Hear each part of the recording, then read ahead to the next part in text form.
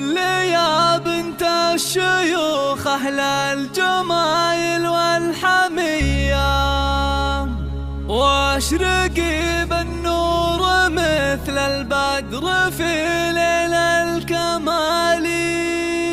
يا أم صالح وانتي اللي في المكانة معتلية، وبنت قوم وارثين الطيب من أول وتالي.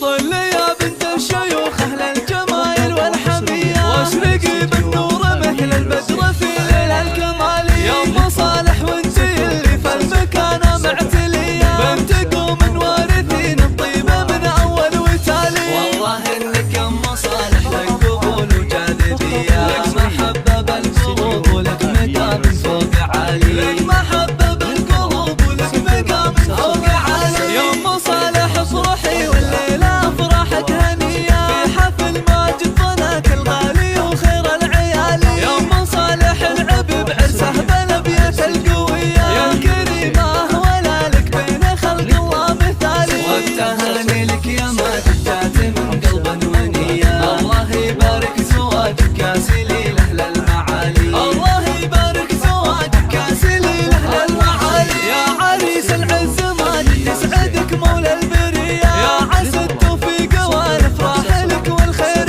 فالي. خواتك الوصايف والمزايا يوسفية، الجديد والحصري في استوديو صبايا المملكة. لتنفيذ الشيلات والزفات والقصائد الشعرية.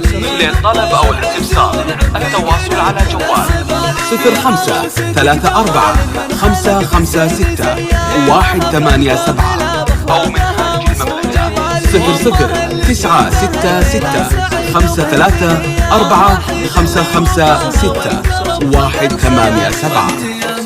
واستوديو صبايا المملكة.